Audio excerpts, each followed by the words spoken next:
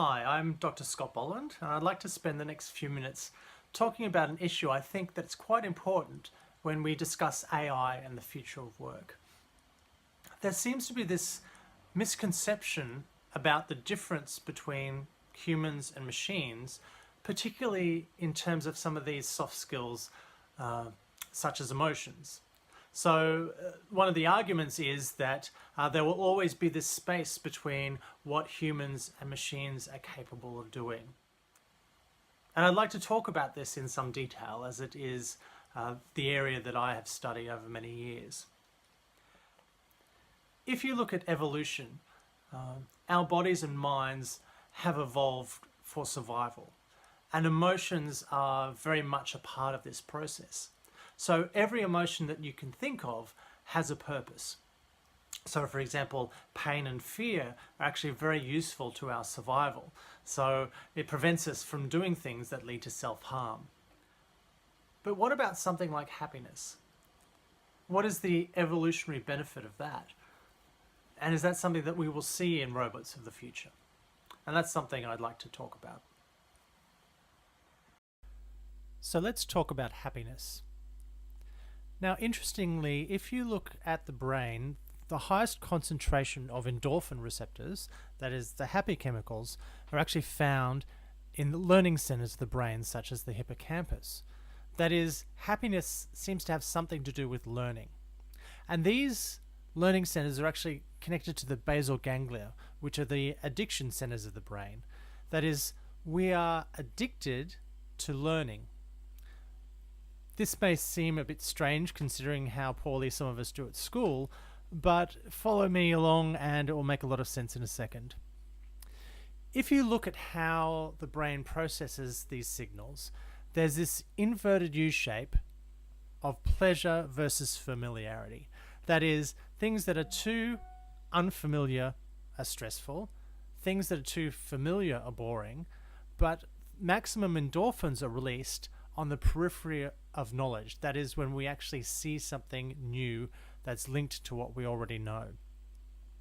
And consider something like Facebook. So Facebook, if it was the same people writing the same things every day, this would be too familiar and it would be boring. You wouldn't do it.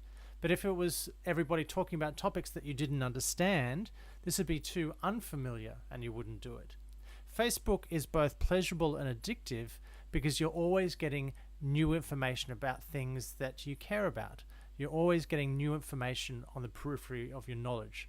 So we actually gravitate towards situations in which we actually learn.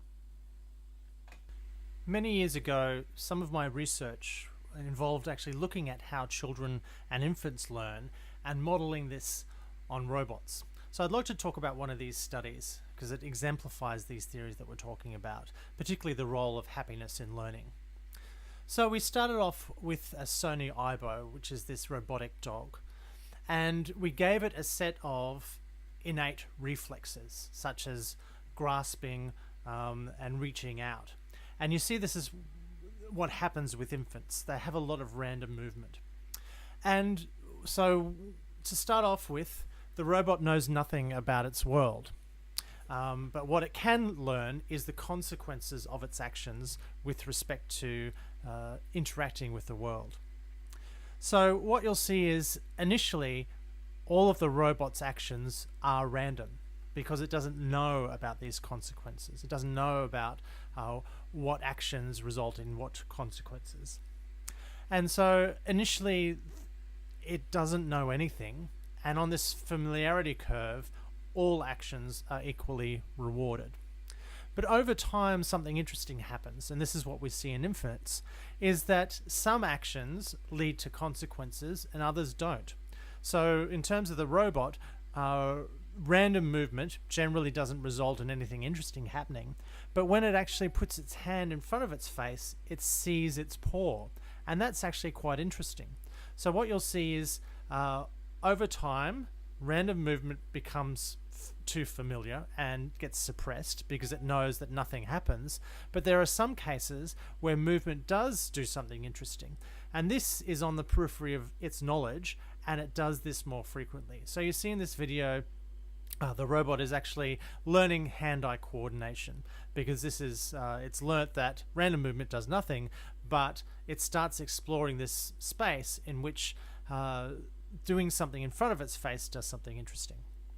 And over time, too, it will learn this, and this behavior will become suppressed.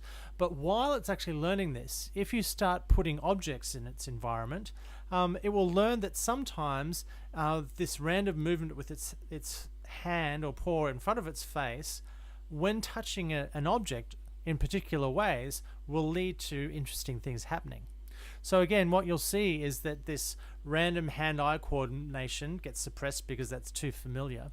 But what is on the periphery of its knowledge is sometimes this hand-eye coordination, particularly when objects are involved, leads to interesting things, and it will start to explore this space more frequently. And in our final simulation, you see that this robot dog has learnt a whole range of different affordances from this happiness signal. That is, always exploring things on the periphery of its knowledge. It's learnt that hitting a Dora the Explorer musical instrument will result in a sound, hitting a hanging object will result in it swinging, and turning around and biting on a chew toy will result in the sensations of something in its mouth. So happiness in this sense is actually used as the internal reward system that has actually motivated the robot to learn. And so this is one of the fundamental benefits of happiness, is in this self-development and self-exploration. And this is how most of us actually learn. It's through our own curiosity that we explore the world. So nobody teaches infants how to walk or crawl or grasp objects. They do this through self-direction. And this is one of the major purposes of having this happiness signal, and as a result will be quite useful to robots in the future. So yes, they will be emotional. So in summary, all emotions, including fear, including happiness, have this evolutionary benefit and will be beneficial for robots of the future, particularly with robots that learn from experience in the same way that we do. So there won't be this huge divide, which most people assume, between humans and machines in areas such as creativity and emotional intelligence. Machines of the future will be emotional in the same way that we are.